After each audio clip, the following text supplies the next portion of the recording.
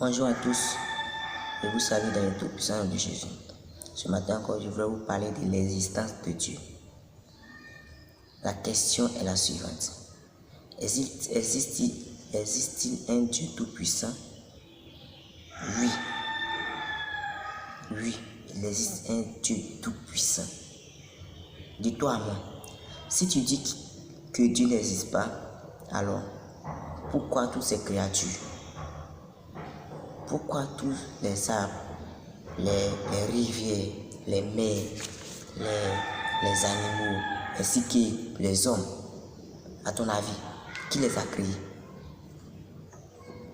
Qui les a créés?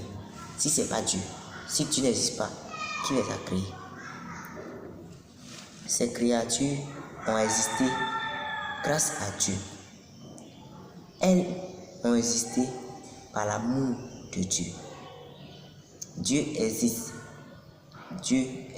véritablement, mais c'est à nous de croire en lui pour sauver notre âme.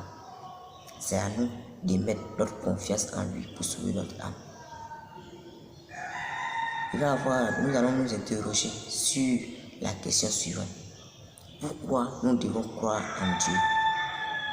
Nous devons croire en Dieu parce que notre vie à tous prendra fin un jour sur la terre. Si on meurt et que notre corps est enterré, qu'en est-il de notre âme? Où va notre âme? En enfer ou au paradis? Car l'homme est composé de corps, âme et esprit.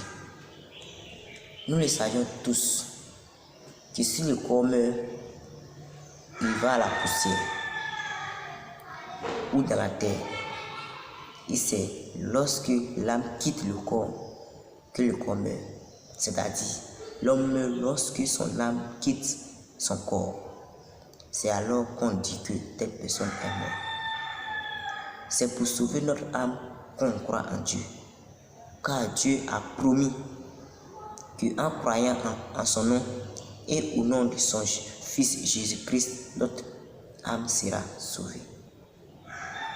Car Dieu, lorsqu'il a créé le monde, il a aussi créé un homme et une femme pour qu'ils soient à l'image de Dieu. Pour qu'ils soient à l'image de Dieu. Et Dieu les a placés dans un magnifique jardin. Dans un magnifique jardin qu'il a créé. Et leur rôle était de surveiller. Leur rôle était de suivre les recommandations de Dieu, de surveiller le jardin. Leur rôle était de garder le jardin d'Éden que Dieu a créé. Leur rôle était de garder le jardin que Dieu a créé. Bien-aimés, Dieu les a créés, il les a placés dans le jardin. Mais Adam et Ève ont été désobéissants. Ils ont désobéi à Dieu. Ils ont désobéi à l'unique ordre de Dieu à cause du diable qui les a trompés. À cause de cette désobéissance, toute la créature de Dieu et l'homme ont été corrompus. Cela a fait que tous les hommes qui naissent corrompus. Parce que nous sommes tous la descendants d'Adam et Ève. Toute personne de tous les continents, de tous les pays, nous sommes tous la race d'Adam. Ce qui veut dire que quand tu viens au monde, tu nais étant corrompu, étant pécheur. Et les pécheurs n'entrent pas dans le royaume de Dieu. Les pécheurs n'entrent pas dans le royaume de Dieu.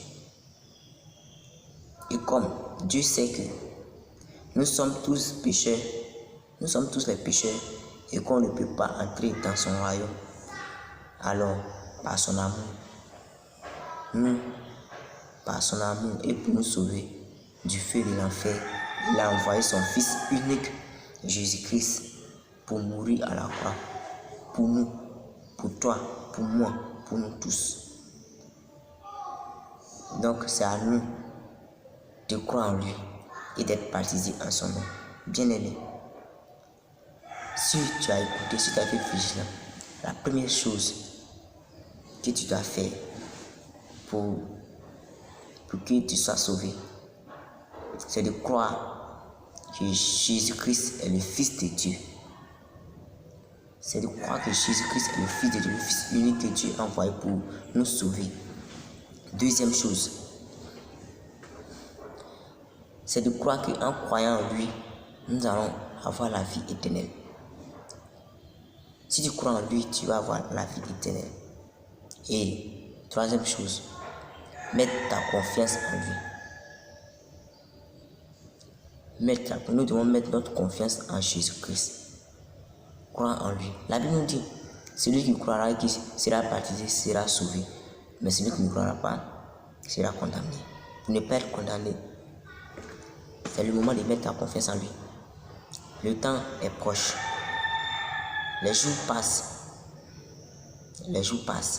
Et la venue du Seigneur approche. Donc c'est à nous. Dieu nous a donné une deuxième chance pour se rattraper. Lorsque Adam et Ève a désobéi à Dieu, ils pouvaient dire c'est bon, l'homme est hypocrite, l'homme n'est pas reconnaissant, l'homme est bête, l'homme n'est pas reconnaissant. Ils pouvaient dire ça, mais tellement qu'il nous aime, il a envoyé son Fils. Donc c'est à nous de nous repentir, de donner notre vie à Jésus pour être sauvés. Nous devons penser, nous devons analyser tout ce qui s'est passé. Nous devons analyser l'amour de Dieu dans notre vie et accepter son Fils, accepter qu'il existe vraiment. C'est ça que je pourrais apporter ce matin. Que Dieu vous bénisse. Amen.